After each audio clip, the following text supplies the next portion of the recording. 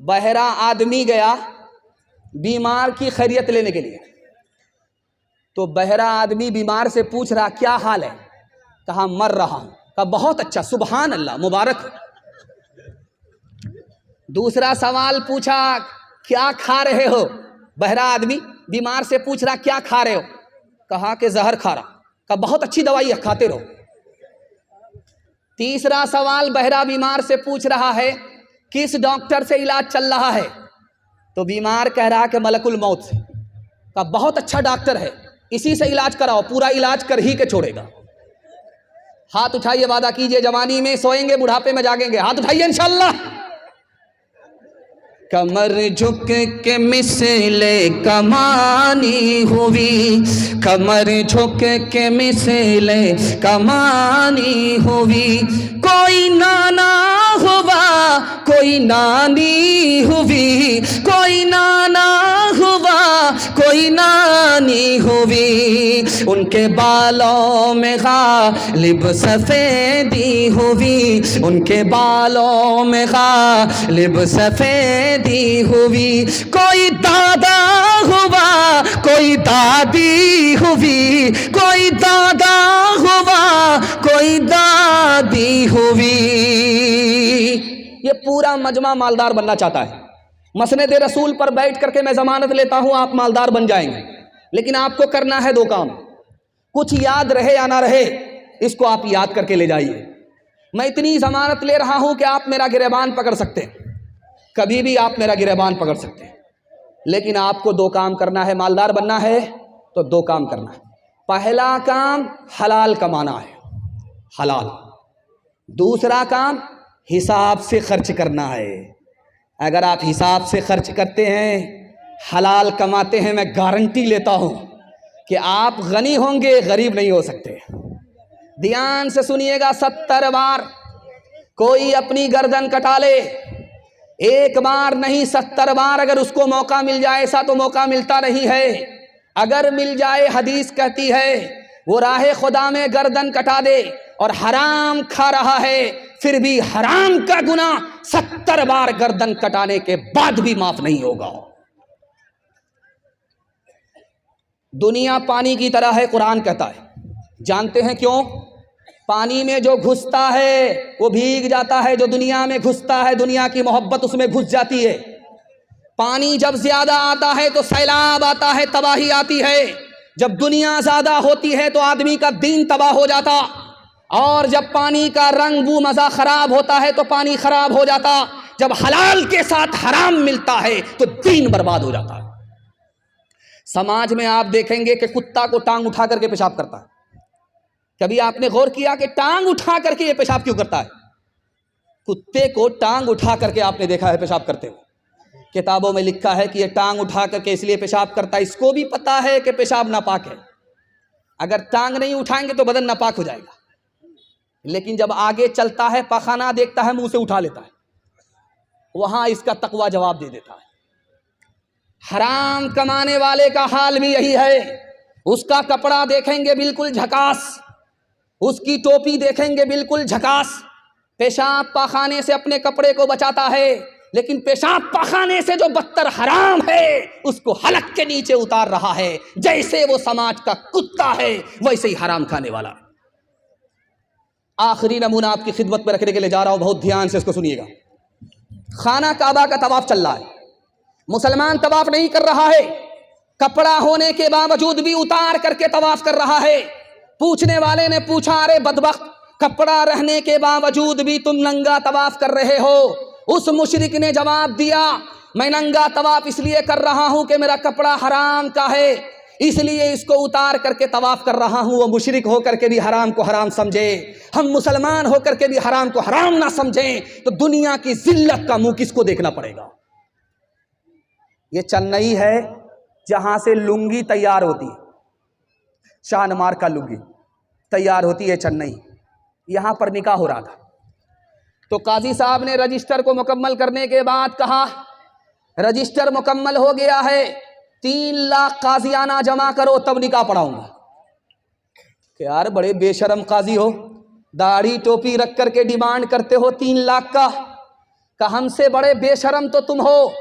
शादी सुन्नत है, सुन्नत में सादगी होनी चाहिए।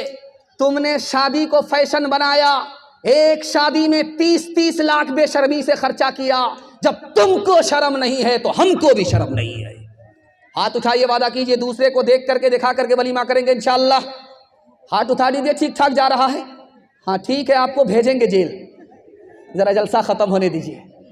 ये दुनिया दो रंगी है, ये दुनिया दो रंगी है, ये दुनिया दो रंगी है, ये दुनिया दो रंगी है।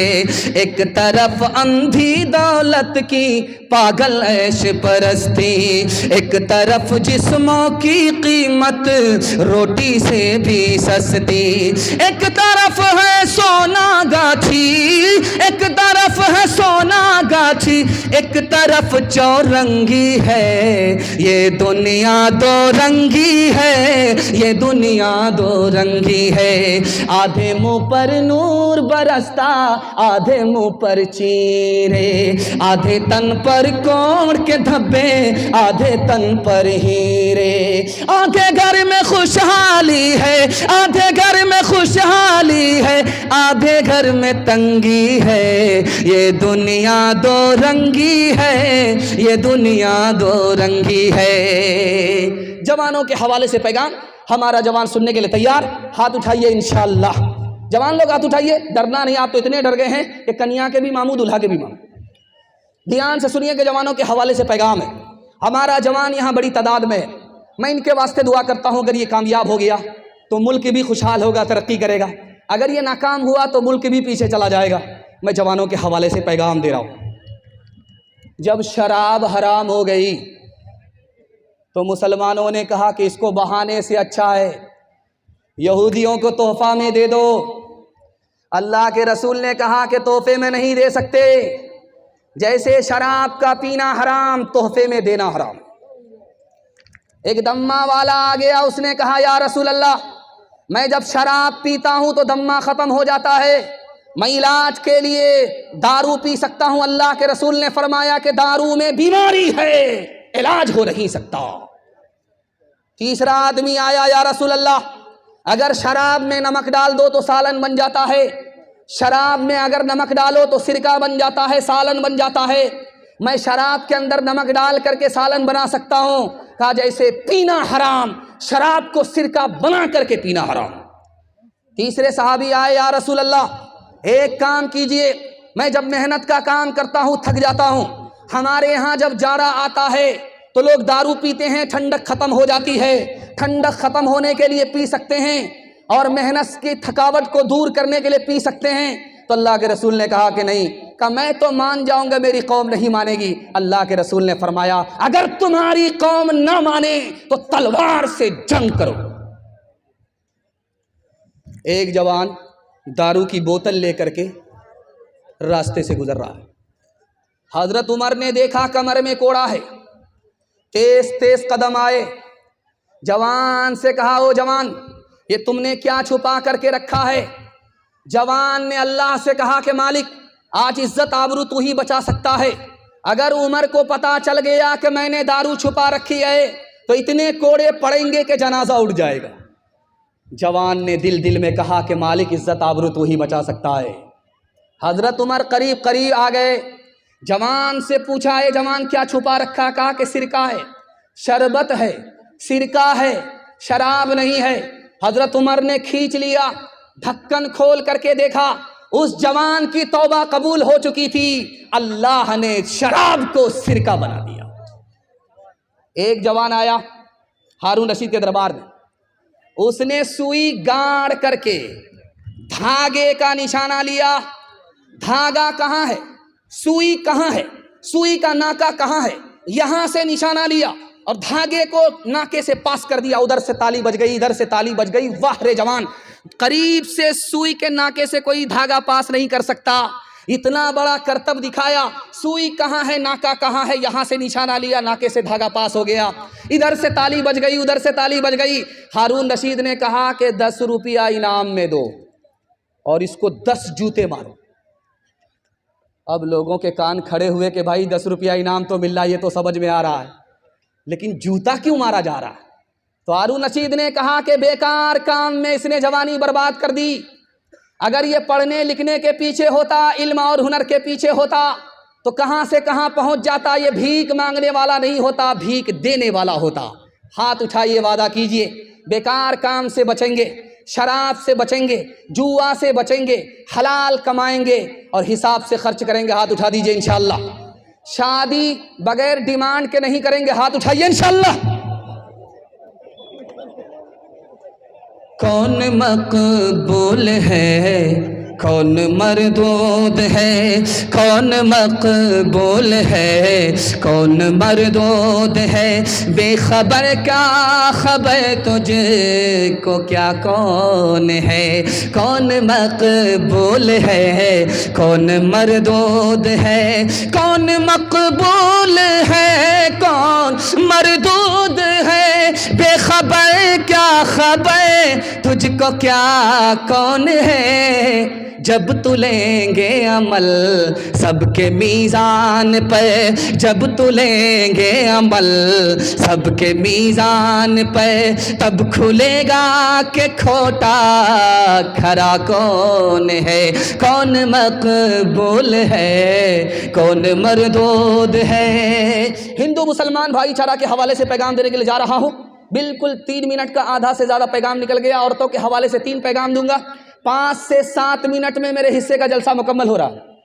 बाउंड्री क्रॉस तो नहीं कर रहा। अल्लाह अकबर। बिल्कुल मेरा वक्त जो है मेरे साथ चल रहा है, आपका भी वक्त आपके साथ चले, लेकिन ससुराल में बराबर नहीं रहना, घर में रहना। अगर घर छोड़ करके ससुराल में रहेंगे तो घर जमाई दामाद और कुत्ता दोनों बराबर। फैसला आपके हाथ। ध्यान से सुनिएगा, तेजी के साथ निकल जाएगा। हिंदू मुसलमान भाईचारा के हवाले से सुना रहा हूं। आप निज़ामुद्दीन गए हैं दिल्ली, तो आप देखेंगे कि निज़ामुद्दीन, ख्वाजा निज़ामुद्दीन का मकबरा है दिल्ली में। उसी मकबरा के हवाले से निज़ामुद्दीन मशहूर है। जब वो जिंदा थे तो एक आदमी आया, कहा मैं आपको तोहफा देना चाहता हूं। कहा क्या तोहफा देना चाहते हो? कहा कैंची आपको तोहफे में देना चाहता हूं। कैंची, कैंची जिससे कपड़ा काटा जाता है, वो कैंची आपको मैं तोहफे में देना चाहता हूं। उन्होंने कहा मुझे कबूल नहीं है, मुझको सुई दे दो, कैंची मत दो। मैं जोड़ने के लिए आया हूं, मैं काटने के लिए नहीं आया हूं। महात्मा गांधी जी गुजर गए, उन्होंने हिंदू मुसलमान से कहा कि मैंने हिंदू से हाँ को निकाला, मुसलमान से मीम को निकाला, मुसलमान से मीम को निकाला, और हाँ से हिंदू से मैंने हाँ को निकाला। हाँ को जब मीम से मिलाया तो हम हो गया। हम दोनों हिंदुस्तानी हैं। जब हिंदुस्तानी हिंदू भी है, जब हिंदुस्तानी मुसलमान है, तो मुसलमान और हिंदू का झगड़ा कैसा है। कबीर दास ने कहा एक दोहे में कि रावण के बारे में आप लोग जानते हैं, 1 लाख पोता था, 1.25 लाख नाती। लंका की जो कोठी है सबका मालिक था, लेकिन आज रावण कहाँ है, कोई उसका नामो निशान नहीं है। तो गुरु कबीर दास कहते हैं कि किसी भी हिंदू को आप खड़ा करके उसको पूछिए कि ये दुनिया जाने वाली है, तो वो बोलेगा हाँ जाने वाली। किसी मुसलमान को खड़ा करके पूछिए ये दुनिया जाने वाली है, तो वो बोलेगा हाँ जाने वाली है। दुनिया जाने वाली है ये मुसलमान भी मानता है, दुनिया जाने वाली है ये हिंदू भी मानता है। कबीर दास ने कहा कि जब तुम मानते हो कि दुनिया जाने वाली है तो हिंदुस्तान भी जाने वाला है। जब तुम मानते हो कि दुनिया जाने वाली है तो हिंदुस्तान भी जाने वाला है। तो हिंदुस्तान के लिए हिंदू मुसलमान का फिर झगड़ा क्यों करते हो? जो चीज़ जाने वाली है जा करके रहेगी, उस पर कैसा झगड़ा है। मिर्ज़ा गालिब को पुलिस वाले ने दिल्ली में पकड़ लिया, पूछा तुम कौन हो? कहा मैं आधा हिंदू हूँ आधा मुसलमान। कहा यार ये तो ब्रिटानिया बिस्कुट होता है 50-50, ये 50-50 आधा हिंदू आधा मुसलमान कौन आदमी होता है? तो मिर्ज़ा गालिब बड़े मजाकी आदमी थे, उन्होंने कहा कि मैं शराब पीता हूँ आधा हिंदू हूँ, सूअर नहीं खाता आधा मुसलमान हूँ। हाथ उठाइए, वादा कीजिए हिंदू मुसलमान भाई भाई मिल करके रहेंगे, जिएंगे मरेंगे, जिएंगे और दूसरे को जीने देंगे, हाथ उठाइए इंशाअल्लाह। जिएंगे और जीने देंगे, उसके गम में और खुशी में शरीक रहेंगे, उस पर सितम नहीं करेंगे, हाथ उठाइए इंशाअल्लाह। दिल मिले या ना मिले हाथ मिलाएंगे, हाथ उठाइए इंशाअल्लाह। का भागा कछो घिर न रहाई, देखत नैन चला जग जाई। 1 लख पूत 1.25 लख नाती, तारा वन घर दिया न बाती। लंका सी कोठी समुद्र सिखाई, तारा वन की खबर न पाई। कहत कबीरा अंत की बारी, हाथ झाड़ जैसे चले जुआरी। कहत कबीरा अंत की बारी, हाथ झाड़ जैसे चले जुआरी। औरतों के हवाले से, मियाँ बीवी के हवाले से आपकी खिदमत में पैगाम रखता हूँ। बहुत अच्छा माहौल बना है, अगर आपकी इसकी हिफाजत कर लेंगे तो आपके घर में कभी झगड़ा नहीं होता, कभी झगड़ा नहीं होगा। टूटा फूटा घर आपका जन्नत जैसा बन जाएगा। लड़का लड़की की जब शादी हुई तो अल्लाह के रसूल ने लड़के से कहा, याद रखो इस लड़की से ज़्यादा तुम्हारी कुर्बानी नहीं है। कहा या रसूल अल्लाह, खाते कमाते हम हैं, पसीना हमारा छूटता है, ये तो घर में रानी की तरफ बैठ करके खाती है, इसकी क्या कुर्बानी है। तो अल्लाह के रसूल ने समझाया, अगर शादी से पहले तुमसे कहा जाता शादी करोगे माँ बाप को छोड़ना पड़ेगा, ख़ानदान को छोड़ना पड़ेगा, तो तुम कुंवारे रह जाते, शादी नहीं करते। कुर्बान जाओ इस लड़की के ऊपर के तुमसे शादी किया, तुम्हारी खातिर सब कुछ कुर्बान कर दिया। अल्लाह के रसूल कैलूला फरमा रहे थे, दरवाज़ा बंद था, आते ही फातिमा ने दस्तक दिया। अल्लाह के रसूल ने खोला, कहा बेटी तुम्हारे आने का वक्त नहीं था, क्यों आई, कैसे आई। काली से खफा होकर के आ रही हूँ। कहा बेटी मैं तुम्हारा बाप हूँ, अली तुम्हारे शौहर हैं, अली की इजाज़त के बगैर मेरे घर में कदम मत रखना, अगर कदम रखोगी तो दरवाज़ा बंद तो मिलेगा, खुल नहीं सकता। बेटी जल्दी से जाओ, अपने शौहर से माफ़ी मांगो, अगर तुमने माफ़ी नहीं मांगी, तुम्हारे शौहर ने तुमको माफ़ नहीं किया, बेटी तुम्हारा इंतकाल हो गया, मैं जिंदा रहा, मैं तुम्हारी नमाज जनाजा पढ़ूंगा भी नहीं, पढ़ाऊंगा भी नहीं। एक बात नुक्ते की सुनिए, जितनी भी औरत है दुनिया की सब मर्द से पैदा हुई, लेकिन सारे मर्द औरत से पैदा नहीं हुए, लेकिन सारी औरत दुनिया की मर्द से पैदा हुई, आदम से पैदा हुई, लेकिन आदम के सर से पैदा नहीं हुई। मतलब क्या है कि औरत को सर पर नहीं बैठाना है, और आदम के पैर से पैदा नहीं हुई कि औरतों को ठोकरों में रखना है, जूते में रखना है।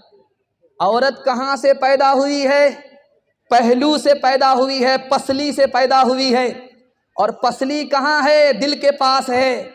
बीवी को दिल के पास रखना है, जूते में नहीं रखना है, सर के ऊपर नहीं बैठाना है। हाथ उठाइए वादा कीजिए, हाथ उठाइए वादा कीजिए, हर काम बीवी से पूछ करके करेंगे इंशाअल्लाह। पहली फुर्सत में आपकी हुकूमत चली जाएगी। एक मिसाल पर पैगाम खत्म कर रहा हूं, एक मिसाल, सिर्फ एक मिसाल। घड़ी पहने हुआ था, खराब हो गई। खराब जब हुई तो कहने लगा अल्लाह अल्लाह कितनी अच्छी घड़ी थी, खराब हो गई, बंद हो गई। तो बीवी ने कहा कि हमसे भी अच्छी थी, कहा कि हाँ तुमसे भी अच्छी थी। कहा कि वो कैसे, कहा कि जब घड़ी खराब होती थी तो बंद हो जाती थी, लेकिन जब तुम बिगड़ती हो तो शुरू हो जाती हो, बंद होने का नाम नहीं ले रही हो। हाथ उठाइए, वादा कीजिए, मोहब्बत से अपनी बीवी के साथ मामला करेंगे, गुस्से को पी करके जिंदगी गुजारेंगे, तलाक नहीं देंगे। हाथ उठाइए इंशाअल्लाह। हम जब खाना खाते हैं तो एक खाने पर अल्लाह के 6 एहसान। जब खाना खाने का वक्त होता है तो भूख लगती है, ये जो भूख लगी है ये अल्लाह का पहला एहसान। इज्जत से खाना मिल गया, ये दूसरा एहसान। खाना खा रहे हैं, मजा आ रहा है, ये तीसरा एहसान। वो खाना खा रहे हैं जो डॉक्टर ने मना नहीं किया, ये पांचवा एहसान। और परदेश में नहीं, अपने घर में खाना खा रहे हैं, बीवी बाल बच्चे के साथ खाना खा रहे हैं, आखिरी एहसान। एक रोटी पर अल्लाह ने 360 कारीगर लगाए, फिर रोटी तैयार हुई। जानते पहला कौन है, आखिरी कौन है? मीकाईल अलैहिस्सलाम पहला कारीगर है जिसने पानी को खजाने से खींचा और हम तक पहुंचाया। दूसरा कारीगर बाकी फरिश्ते हैं, बंबई में बादल था उसको खींच करके कटिहार में ले आए। दूसरे कारीगर चांद और सूरज सितारे, फिर हमारे जानवर और ट्रैक्टर, उसके बाद आखिरी कारीगर जिसने रोटी पकाया। इसलिए जब रोटी खाते हैं तो बिस्मिल्लाह, जब भूख मिट जाती है तो अल्हम्दुलिल्लाह। इतना बड़ा मजमा है। एक बात आपके सामने मैं करने के लिए जा रहा हूं, आपका दिल बहुत मजबूत होगा। जिस आदमी को अपनी बीवी है, यह आदमी खुशहाल है, कंगाल नहीं। जिस आदमी को अपना घर है, किराए का घर नहीं, यह आदमी अमीर है, गरीब नहीं है। जिस आदमी को गाड़ी घोड़ा है, यह बादशाह है। बादशाह होकर के परेशान क्यों है? अपने आप से परेशान है, वक्त से पहले मांगता है, किस्मत से ज्यादा मांगता है, दूसरे की दौलत पर नजर रखता है, बादशाह होकर के भी परेशान है। छींक आई, नबी की मजलिस में एक सहाबी को छींक आई तो अल्लाह के रसूल ने कहा यरहमुकल्लाह, अल्लाह तुम पर रहम फरमाए। दूसरे आदमी को छींक आई, आप खामोश रहे, कोई दुआ नहीं दी। उस आदमी ने कहा या रसूल अल्लाह मेरा क्या गुनाह, मुझे छींक आई, आपने दुआ नहीं दी। तो अल्लाह के रसूल ने फरमाया कि उसको छींक आई, उसने खुदा को याद रखा, इसलिए मैंने भी दुआ में उसे याद रखा। तुमको जब छींक आई, तुमने खुदा को भुला दिया, तो मैंने भी तुम्हें भुला दिया। इब्लीस, फिरौन ने जब खुदाई का दावा किया तो लोगों ने कहा बारिश नहीं हो रही, बारिश करा दो। तो फिरौन फंस गया, मैं झूठा खुदा हूं, बारिश नहीं होगी, मैं झूठा हो जाऊं। इब्लीस से बोला यार मैं झूठा खुदा हूं, अगर बारिश नहीं हुई तो मैं झूठा हो जाऊंगा, बारिश करा दे। तो इब्लीस ने अपने तमाम चेलों से कहा आसमान पर जाओ, वहां से जम करके पेशाब करो। बारिश हो गई, इब्लीस आया दौड़ा दौड़ा, बारिश हुई थी। तो फिरौन बोला बारिश तो हुई थी लेकिन बड़ी बदबूदार थी। तो इब्लीस बोला जैसा तू खुदा है वैसे ही ने बारिश होगी। हाथ उठाइए, वादा कीजिए खुदा की नेमत खाएंगे इंशाअल्लाह, अल्लाह का नाम लेंगे। हाथ उठाइए, मुसीबत में सब्र करेंगे, शिकवा शिकायत नहीं करेंगे। हाथ उठाइए इंशाअल्लाह। सब्र नहीं होगा खुदकुशी करेंगे। हाथ उठाइए इंशाअल्लाह। मौत से बढ़ के वो मोहब्बत का सिला देता है, रिस्क बिन मांगे भी बंदों को खुदा देता है, रिस्क बिन मांगे भी। तंग दस्ती मेरे दामन से लिपटना न कभी, तंग दस्ती मेरे दामन से लिपटना न कभी, है वो दाता मेरा हर काम बना देता है वो दाता। सीरत और सुन्नत के हवाले से पैगाम आपकी खिदमत में ज़हमत तमाम। 3 मिनट का पैगाम, बड़े खूबसूरत सामईन, दिल से दुआ करता हूँ अल्लाह आपको खूबसूरत बनाए। एक मूसा से मुकाबला करने के लिए कितने जादूगर आए थे? 3 लाख। 3 लाख जादूगर आए। जिस रस्सी को सांप बनाने के लिए ऊंट पर लेकर के आए, उस ऊंट की तादाद कितनी थी? 3000। 3000 ऊंट पर सामान जादू, और जादूगर 3 लाख। एक मूसा से मुकाबला करने के लिए हार गए, कलमा पढ़कर मुसलमान हो गए। हजरत मूसा ने पूछा मालिक ये तो मेरा दुश्मन था, मेरा मुखालिफ था, कलमा पढ़कर मुआफिक कैसे हो गया, मुसलमान कैसे हो गया? खुदा की तरफ से जवाब आया, ऐ मूसा ये तुम्हारा कपड़ा पहन करके आए थे, ऐ मूसा ये तुम्हारी दाढ़ी रख करके आए थे, अरे मूसा, ये तुम्हारे सर के बाल रख करके आए थे, तुम्हारी लाठी लेकर के तुम्हारी नकल उतार रहे थे। जो नबी का कुर्ता पहने, जो नबी की दाढ़ी रखे, जो नबी का बाल रखे, मेरी रहमत ने गवारा नहीं किया।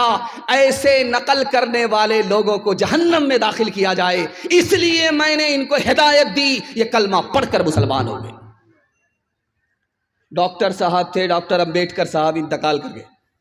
उन्होंने ऐलान किया था इसी हिंदुस्तान में, मैं मुसलमान बनना चाहता हूँ। लखनऊ से मौलाना अली मियां नदवी आ गए, कहा कि डॉक्टर साहब मैं कलमा पढ़ा रहा हूँ, आप मुसलमान हो जाइए। कहा अब मुसलमान नहीं बनूंगा। कहा अभी तो आपने ऐलान किया था मुसलमान बन रहा हूँ, और मैं जब आया कलमा पढ़ाने के लिए तो आप कहते हैं कि मुसलमान नहीं बनूंगा, बात क्या है? कहा मौलाना जाने दीजिए, मैं आपका भी एहतराम करता हूँ, आप कपड़े से मुसलमान लगते हैं, आप दाढ़ी से मुसलमान लगते हैं, आप शक्ल से मुसलमान लगते हैं, इसलिए मैं आपका भी एहतराम करता हूँ, आपके मजहब का भी एहतराम करता हूँ, लेकिन मैं मुसलमान नहीं बनूंगा, इसलिए कि मुझे 80% हिंदुस्तान का मुसलमान ही नजर नहीं आता। इस घर को आग लग गई घर के चराग से। ये जो चर्च है, इस चर्च में मुरीद आया पादरी के पास, तो उससे पादरी ने पूछा तुम्हारी दाढ़ी की उम्र ज्यादा है या तुम्हारी उम्र ज्यादा है? बोला अभी आप भी अजीब पागल मालूम होते हैं, पहले मैं पैदा हुआ हूं, उसके बाद मेरी दाढ़ी पैदा हुई है, तो दाढ़ी मेरी मुझसे कैसे बड़ी हो सकती है? मैं उम्र में बड़ा हूं, दाढ़ी उम्र में छोटी है। तो पादरी ने कहा कि 10 साल पहले जब तुम आए थे तो तुम्हारी दाढ़ी काली थी, 10 साल के बाद जो आए हो तुम्हारी दाढ़ी सफेद हो गई। हैरत है, 20 साल में तुम्हारी दाढ़ी बदल गई, लेकिन तुम बचपन से 55 में आ गए, तुम नहीं बदले, अफसोस तो इसका। ये कटिहार है, आप यहां से सफर कीजिए पंजाब, यहां से आप दिखा दीजिए किसी पंजाबी को भीख मांगते हुए दिखाइए। यहां से लेकर के आप चले जाइए पंजाब, किसी सिख को आप भीख मांगता हुआ नहीं दिखा सकते। लेकिन जब रमजान से पहले जुमा का दिन होता है, जुमा के बाद हालत ये होती है कि हट्ठा कट्ठा उल्लू का पट्ठा, भीख का कटोरा लेकर के कहता अल्लाह के नाम पर दे दो, अल्लाह के नाम पर दे दो। तो लोगों ने कहा यार भीख मांग रहे हो या फुटबॉल खेल रहे हो? तुमको तो सर झुका करके भीख मांगना चाहिए, सर उठा करके भीख मांगते हो। तो क्या कहता है, किस बात की शर्म? मेरा दादा नेशनल फकीर था, मेरा बाप इंटरनेशनल फकीर है, खानदानी पेशा है। आपको चैलेंज है, आप कटिहार से पंजाब तक किसी भी सिख को बगैर दाढ़ी के दिखा दीजिए, बगैर पगड़ी के दिखा दीजिए, हर चीज छोड़ देगा सिख, लेकिन दाढ़ी नहीं छोड़ेगा, पगड़ी नहीं छोड़ेगा। सिखों की तादाद इस हिंदुस्तान में इतनी कम है जैसे आटा में बाल, और मुसलमानों की तादाद इस हिंदुस्तान में इतनी ज्यादा है जैसे आसमान पर सितारे। लेकिन मुसलमान कदम कदम पर जलील है, सिख को इज्जत की चोटी मिल रही है। जानते हैं क्यों? सिखों ने दीन और धर्म को दांत से पकड़ा, इज्जत की चोटी पर पहुंच गए। मुसलमानों ने दीन और धर्म को छोड़ दिया, अल्लाह ने ठोकरों में डाल दिया। हाथ उठाइए, वादा कीजिए सीधा बुढ़ापे में दाढ़ी रखेंगे इंशाअल्लाह। हाँ, जरा जलसा खत्म होने दीजिए, उसके बाद मुलाकात करते हैं आपसे। किरदार बद पे खुद ही ज़हर, किरदार बद पे हम पे ये ज़हर मत हुई है आज, फिर दुश्मनाने दीन की कसरत हुई है आज। इंसानियत से इंसा को नफरत हुई है आज, हमसे जुदा रसूल की सुन्नत हुई है आज। मिल्लत का हाल इसलिए बेजान हो गया, दुनिया दुनिया में इस तरह का मुसलमान हो गया, दुनिया में इस तरह का मुसलमान हो गया। कुरान के हवाले से पैगाम, छोटे छोटे बच्चे आपके जाग रहे हैं, अल्लाह का शुक्र है, ये कल सो गए थे, बिस्तर पर पेशाब करके गंगा बहा दिया था। आज अल्लाह का शुक्र है ये जाग रहे हैं, इनके वास्ते दुआ करता हूँ अल्लाह इनके मुकद्दर को जगाए। मैं हाथ जोड़ करके आपसे एक बात कहना चाहता हूँ, आप डॉक्टर बनाइए शौक से, प्रोफेसर बनाइए शौक से, लेकिन मकतब की तालीम दिला करके, कुरान पढ़ा करके पहले अपने बच्चे को मुसलमान बनाइए। आपका बच्चा पहले मुसलमान है, बाद में डॉक्टर है, इंजीनियर है, प्रोफेसर है। एक बात राज की सुनिए, दुनिया में कोई आलिम ऐसा नहीं है जो ये बता दे कि आपका दिल जिंदा है। दुनिया में कोई आलिम ये बता नहीं सकता कि खुदा से आपका ताल्लुक है। दुनिया में कोई आलिम ये बता नहीं सकता कि आपकी दुआ कबूल होती है कि नहीं होती है। लेकिन एक चीज़ हमारे घर में है, हमारी मस्जिद में है, वही बता सकती है कि हमारा दिल जिंदा है कि मुर्दा है। वही बता सकती है कि हमारी दुआ कबूल होती है कि नहीं। वही बता सकती है कि खुदा से हमारा ताल्लुक है कि नहीं। जानते वो कौन सी चीज़ है? वो कोई टेक्नोलॉजी मशीन नहीं है, वो बड़ा से बड़ा कोई आलिम नहीं है, बल्कि कुरान है। कुरान अगर हमारे दिल के अंदर है तो ये दिल जिंदा है। अगर कुरान दिल से निकल गया ये दिल मुर्दा है। उसकी पहचान है कि जगाने के बाद भी नहीं जागता। अगर कुरान से ताल्लुक है तो खुदा से हमारा ताल्लुक, कुरान से ताल्लुक नहीं तो खुदा से कोई ताल्लुक नहीं। अगर कुरान पर अमल है तो दुआ कबूल होती है, इसकी गारंटी है। अगर कुरान पर अमल नहीं है तो दुआ कबूल होती है, इसकी कोई गारंटी नहीं। कुरान में एक लफ्ज़ है, अल्लाह की रस्सी को पकड़ो, तुम गालिब रहोगे, कोई तुम पर गालिब नहीं आ सकता। मुहय्यिद्दीन इब्ने अरबी फरमाते हैं कि जानते हैं वो रस्सी क्या चीज़ है? वो कुरान है। अगर आपने कुरान को पकड़ लिया तो दुनिया आपसे शिकस्त खाएगी, दुनिया आपको शिकस्त नहीं दे सकती। एक आदमी की शादी हो गई, 1 साल हुआ, बाल बच्चा नहीं। 2 साल हो गए, बाल बच्चा नहीं शादी को। तो लोगों ने कहा कि यार तू कैसा जवान है, शादी हो गई, कैलेंडर छप ही नहीं रहा है। अब बेचारा शर्मिंदा हो रहा है, मुंह छुपा रहा है। रात के अंधेरे में खुदा से दुआ किया कि मेरे मालिक कब तक लोगों से मुंह छुपाऊंगा, बेटा ना दो सही, एक बेटी दे दो, वादा करता हूं जब उसकी शादी होगी तो दुनिया की हर दौलत देकर के रुखसत करूंगा। कबूलियत की घड़ी थी, दुआ कबूल हो गई, बेटी मिल गई। जब जवान हुई तो जेब में फूटी कौड़ी नहीं।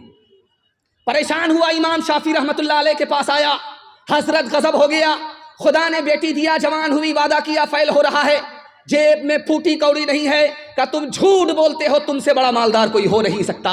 का हुजूर आप मेरी गरीबी का मजाक क्यों उड़ाते हैं? न रुपया पैसा है, न सोना चांदी है, न जमीन जायदाद है, कुछ भी नहीं है। अरे तुम सबसे बड़े मालदार हो, तुम्हें पता नहीं है। तुम्हारी बेटी अभी ससुराल नहीं गई है, उसको कुरान की तालीम दो, जब ससुराल जाने लगे तो कुरान के साथ उसको रुखसत कर दो। दुनिया की कोई दौलत कुरान के मुकाबले में नहीं हो सकती। हाथ उठाइए, वादा कीजिए, अखबार रोज पढ़ेंगे, कुरान कभी कभी। हाथ उठा दीजिए इंशाल्लाह। हाँ, आप लोग कलकत्ता नहीं पहुंचेंगे, सीधा रांची जाने वाले। जो सबसे जरूरी है, मुसलमान नहीं पढ़ते, ईमान के सहीफे को निगहबान नहीं पढ़ते, ईमान के सहीफे को। ये कैसे मुसलमान हैं जो सुबह सवेरे, ये कैसे मुसलमान हैं जो सुबह सवेरे अखबार तो पढ़ते हैं, कुरान नहीं पढ़ते, अखबार तो पढ़ते हैं, कुरान नहीं पढ़ते, अखबार तो पढ़ते हैं। एक तारीख आपके सामने रखने के लिए जा रहा हूँ, आपके पैर से ज़मीन निकल जाएगी तालीम के हवाले से। सुनने के लिए आप लोग तैयार हैं बेदारी के साथ? तो हाथ उठाइए इंशाअल्लाह। सुना, हाथ उठाइए, दिक्कत नहीं है, 7 खून माफ है। और हाथ उठा करके वादा कीजिए, नौकरी नहीं तो तालीम नहीं। हाथ उठाइए इंशाअल्लाह। खैर, आपको मैं बेदार करके छोड़ूंगा, आप पिंडाल में कम हैं, ससुराल में ज्यादा। ध्यान से सुनिएगा, 500 साल में सबसे ज्यादा साइंसदां किसने पैदा किया? तो लिखा कि ईसाइयों ने 70 साइंसदां पैदा किए। इसी हिंदुस्तान ने सिर्फ 8 साइंसदां पैदा किए। और बगल में चीन है, 500 साल में सिर्फ 5 साइंसदां पैदा किए। और 500 साल में मुसलमानों ने कितने साइंसदां पैदा किए? 106। 55% साइंसदां मुसलमान पैदा करता था। और आज की तारीख यह है कि साइंसदां में मुसलमानों का नाम ही नहीं। 1400 साल में डॉक्टर किसने कितना पैदा किया? यहूदियों ने 11 डॉक्टर पैदा किया 1400 साल में। ईसाइयों ने कितने डॉक्टर पैदा किए? 51। और चाइना ने कितने डॉक्टर पैदा किए? 7 1400 साल में। जापान ने कितने डॉक्टर पैदा किए? सिर्फ 5। इस हिंदुस्तान ने कितने डॉक्टर पैदा किए? सिर्फ 4। और मुसलमानों ने 1400 साल में कितने डॉक्टर पैदा किए? 41। मुसलमान दूसरे नंबर पर था। लेकिन 1984 की रिपोर्ट है कि दुनिया में मुसलमान 3 चीजों में पीछे हैं। सबसे पहली चीज तिजारत। 100 में सिर्फ 5 मुसलमान तिजारत करता है, 95 गोल। नौकरी में मुसलमान पीछे, 100 में सिर्फ 2% मुसलमान नौकरी करता है, 98 गोल। IAS की नौकरी 2%, IPS की नौकरी 2%, रेलवे की नौकरी 2%। और मुसलमान किसमें पीछे? तालीम में पीछे। पूरी दुनिया में 150 करोड़ लोग जाहिल हैं और सबसे बड़ा जाहिल मुल्क हिंदुस्तान है। और हिंदू मुसलमान में सबसे बड़े जाहिल मुसलमान हैं। 62% मर्द जाहिल है, 72% औरत जाहिल। आप अपने बच्चों पर 3 एहसान करते हैं, याद रखिए, आपका बच्चा याद नहीं रखेगा, भूल जाएगा। पहला एहसान क्या करते हैं? अच्छा खाना खिलाते हैं, बच्चे भूल जाएगा, याद नहीं रखेगा। दूसरा एहसान क्या करते हैं? अच्छा कपड़ा पहनाते हैं। ईद में आप त्योहार में पैसा को पैसा नहीं समझते, कर्ज लेकर के बच्चे को कपड़ा दिलाते हैं। बच्चे इस एहसान को भूल जाएंगे, याद नहीं रखेंगे। और आखिरी एहसान, बच्चे के लिए अच्छा से अच्छा मकान बनाते हैं। याद रखिए, जब इन बच्चों का दौर आएगा तो आपका बनाया हुआ मकान मकबरा बन जाएगा, उजाड़ करके फेंक देंगे, शीश महल बनाएंगे। तमाम एहसान को भूल जाएंगे। लेकिन किताबों में लिखा है, एक एहसान कर दीजिए, बच्चे की जिंदगी भर याद रखेंगे। आप जाहिल रहे कोई फर्क नहीं पड़ता, अपने बच्चे को पढ़ा लिखा दीजिए, जिंदगी भर एहसान याद रखें। मैं जो आपके सामने बैठा हूं, कैसे बैठा हूं? मेरे हाथ पांव नीचे हैं, मेरा दिल बीच में है, मेरा दिमाग ऊपर है। ठीक यही हालत आप लोगों की है। आप लोग भी बैठे हैं, हाथ पांव नीचे है, दिल बीच के अंदर है, दिमाग ऊपर है। इस तक़सीम पर जब आप गौर करेंगे तब आपको इल्म की अजमत मालूम होगी।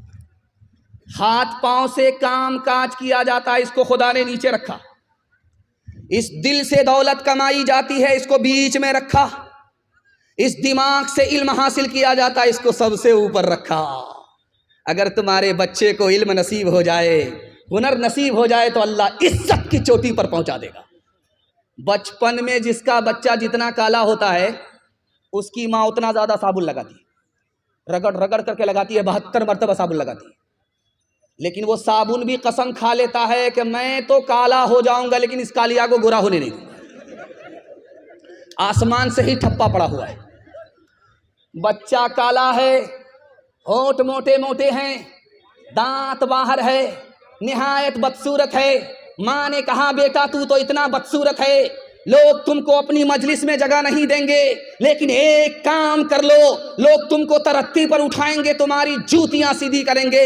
बेटे ने कहा कि अम्मा वो क्या काम है? का रात दिन एक करके मोहल्ले के सारे बच्चे को इल्म में पीछे कर दो। जिस दिन तुम पीछे कर दोगे, मोहल्ले के लोग तुमको तरक्की पर उठाएंगे, तुम्हारी जूतियां सीधी करेंगे। ये बदसूरत बच्चा रात दिन एक करके मेहनत करके इल्म में इतना आगे निकल गया कि मक्का का काजी बन गया। इल्म दिल का सुरूर होता है, इल्म दिल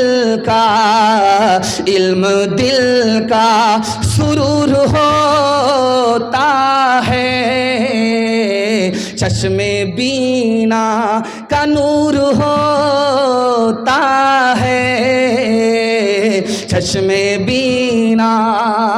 इल्म से रंज दूर होता है, इल्म से रंज दूर होता है, दिल को हासिल सुरूर होता है, दिल को हासिल। आधा पैगाम मेरा निकल गया। मोहब्बत से आप सुन रहे हैं, मुझे भी पता नहीं चला। अल्लाह इस मोहब्बत को सलामत रखे। जवान बेटों के लिए मैं दुआ करता हूँ, अल्लाह इनको नौकरी के लिए कबूल फरमाए, इनको रोजगार अता फरमाए। यहाँ से लेकर के वहाँ तक जवान सुनने के लिए तैयार हैं, हाथ उठाइए इंशाअल्लाह। बूढ़े लोग गलती से हाथ मत उठाइएगा, आप लोग यहाँ जवान होने वाले नहीं।